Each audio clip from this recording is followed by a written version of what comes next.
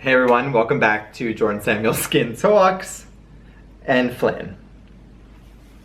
He has decided that, now he's gonna leave. Of course. Not that it mattered, I wanted him there, sort of. But I kept being like, oh, come, go down. No, until now. On their terms.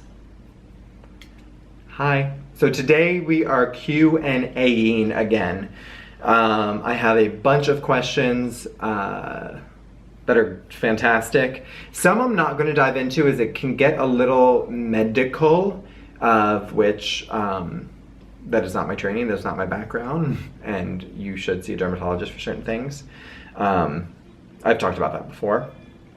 But let's jump right in with covering the topic of blackheads.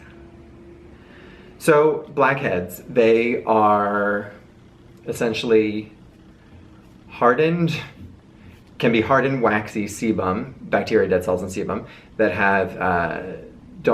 they have an opening, so they're exposed to air, so they've oxidized, which can be that slightly blackish color.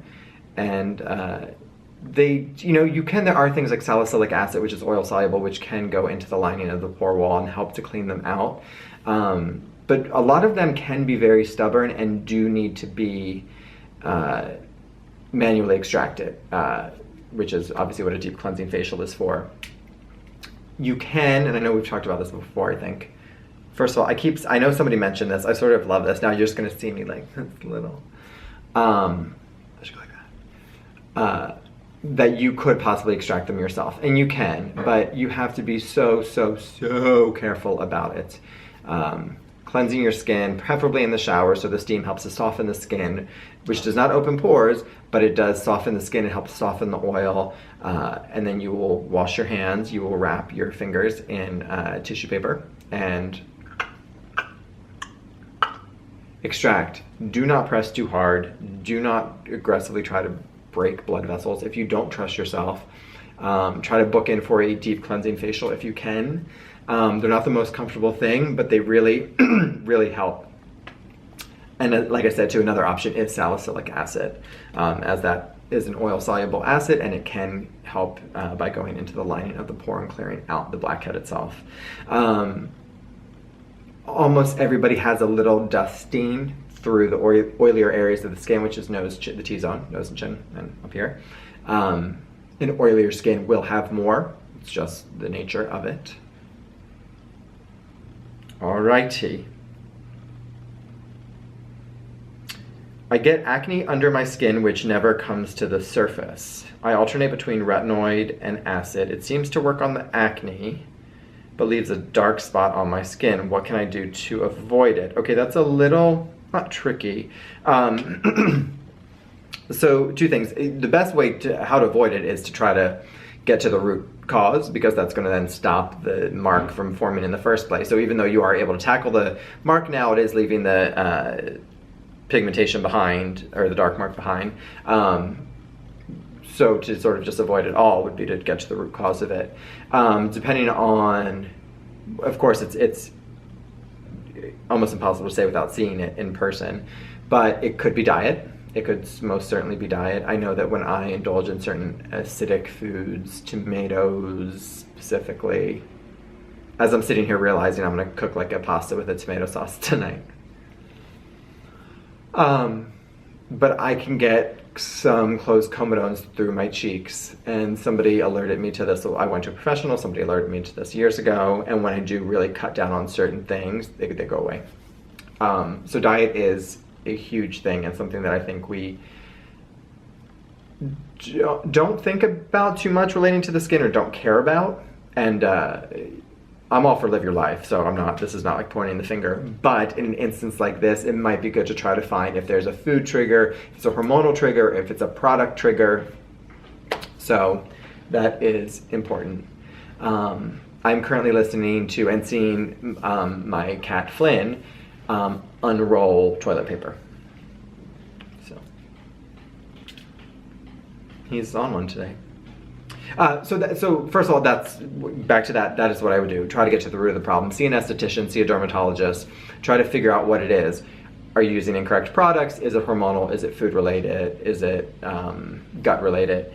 And get to the root of the problem, because that will sort of take both things out. However, if you're using retinol acid but there's still a dark spot on the skin, it can take a while for those things to heal. There are some lightening gels, but because of your use of retinol and acid, just be very, very, very good about sunscreen. Please and thank you. Okay, we're back. What was I saying? I was telling that lovely viewer to make sure, well, and everybody, to wear sunscreen with the dark spots.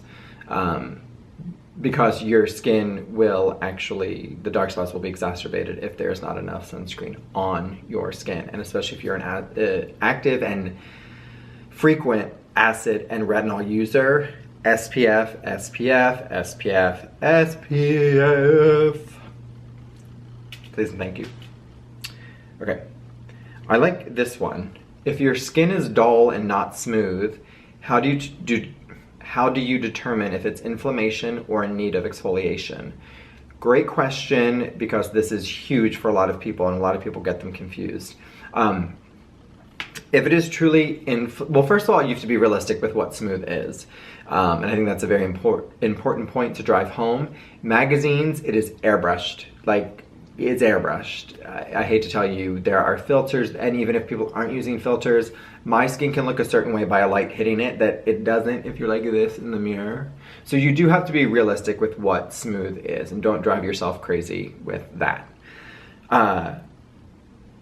If your skin is inflamed, you're gonna have the rough, well, and not just inflamed, so to clarify, it wouldn't just be inflammation, it would be over exfoliated, dehydrated, broken down barrier, and inflamed. So it wouldn't just be inflamed, but it would look very rough and bumpy and surface dehydrated and surface dry.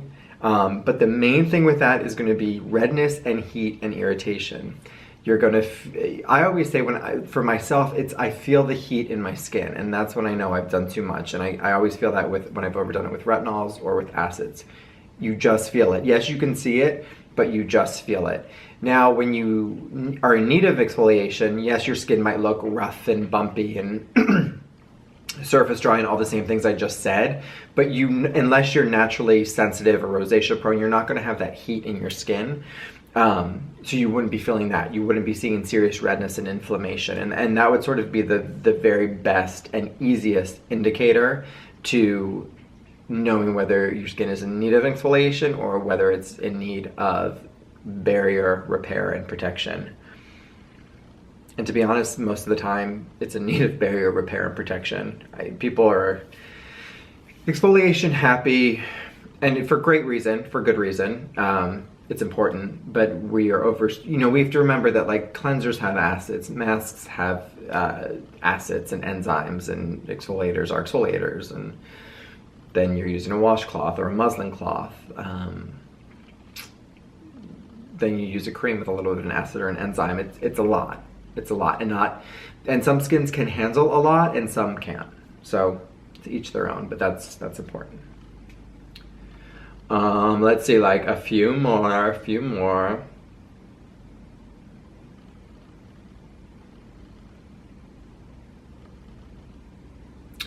Okay, I think any advice on having a plumped skin and avoid crepey lines when smiling?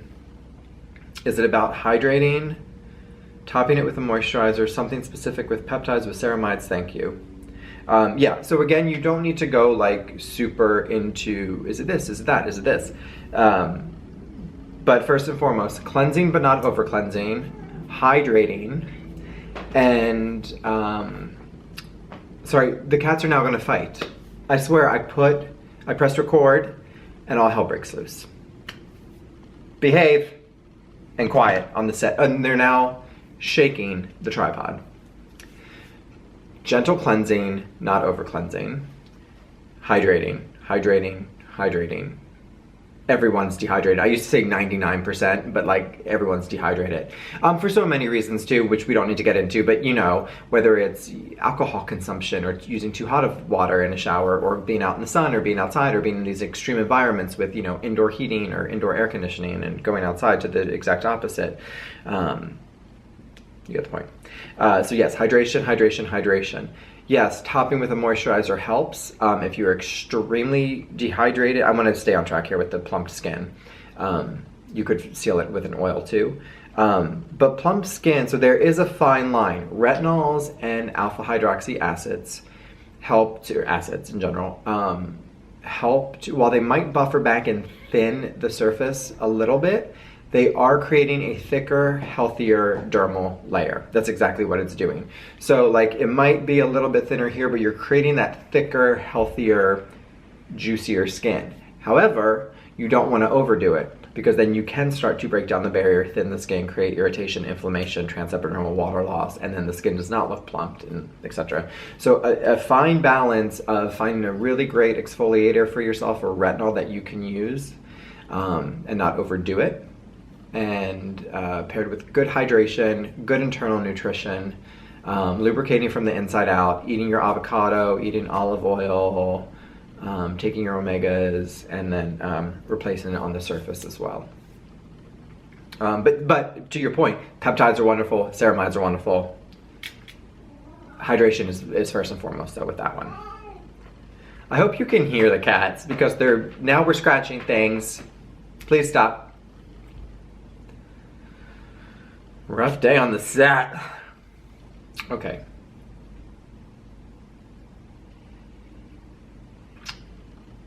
Oh, I think this is a perfect way to finish because it ties in a little bit of some questions and information about my product, which I always like to put out there because not everybody watches every single video, so I think it's always good to have a refresher. Okay, since the after show cleanser exfoliates, is it okay to use it daily? Yes, it is. The amount of exfoliation is so minimal. It's lightly in there, but it's okay to use daily, and you would just need something like once a week to add to it. What type of exfoliator should someone with normal to sensitive skin use daily versus weekly? Daily versus, okay. So the after show treatment cleanser would be a great daily exfoliator for somebody that could be a little bit sensitive if you don't have issues with citrus extracts. But any cleanser that has like a little bit of salicylic or a little bit of lactic or a little bit of fruit acids or fruit enzymes, using that daily, the percentage in there is going to be so small and you're rinsing it off that it's not going to be the same thing as a leave-on acid product or a treatment mask or a higher percentage acid. So that is what you would do. And basically both normal and sensitive could do that. You don't want to, even if you have normal skin, you don't want to overdo it. It would just be the percentage or the type of acid that would differentiate normal to sensitive. And really nobody has normal skin. Everybody has a sub-condition or a condition. Then you could do like a fruit enzyme mask once a week. You could do like a lactic serum twice a week that you leave on. You could do an acid toner twice a week, a few times a week. But yeah, it doesn't need to be, so just like a very gentle cleanser with like a little bit of like an acid or an enzyme, which will just lightly help buffer and dissolve the dead skin, but it's not doing anything like a once a week will. You could also look at like the Dr. Gross peels are great to add in addition because they have different strengths. They have all the way up to like a clinical strength and then uber gentle and somewhere in between. Can you discuss the difference between both of your cleansing products? Are they to be used together, alternating, etc.? They can be used together if you are a dry, very dry, dehydrated skin type. Alternating is fine, or whatever your skin feels like. Right now they are both oil-based cleansers. I am coming out with a water-soluble gel cleanser, which will tick a lot of boxes for a lot of people in a few months. So for now, if you're not a fan of oil cleansing, both are not for you. And I'm not offended by that. That's just the way it's worked out. I'm a new brand. I'm coming out with more products. But I like to start there because some people just aren't a fan of oil cleansing. If you are super acne prone or oily, some people have gotten on with a treatment cleanser, but it might not be for you either. So food for thought. But both can essentially be a first cleanse or even a second cleanse. Like, you know, if you're removing it correctly with a washcloth, you're getting all of it off. They both have emulsifiers in them. So you don't need to worry about something being left on the skin and a product not working afterwards. So the main difference is they're both oil, balmy, jelly cleansers. One is lighter with a little bit more fruit acid, some citrus extracts. It could be a little bit more purifying and astringent. So that would not be for a sensitive skin type. Then you have the balm cleanser, which is a more nourishing cleanser for a dry, dehydrated skin type, but also for a sensitive skin type. There's no aromatic, well, there's cucumber aromatic extract, but very light. There's no citrus extracts. There's no fruit acids. So you have none of that in the balm cleanser. Those are the two main differences. They are both gonna remove makeup wonderfully. Some like one over the other just by preference. But again, it's gonna be more a skin type thing, and you don't need both together. It could make up a great double cleanse for a dry, dehydrated skin type, but it does not need to be that way for everybody every day. But anyway, thank you for your questions. Keep them coming on my Instagram, and thank you guys for watching. Have a great day. Bye. Hi everyone, thanks for watching. You can subscribe by clicking the black JS circle down below so we can stay in contact and keep talking. To watch more videos, you can click on the link here, or possibly here. Thanks for watching. Bye.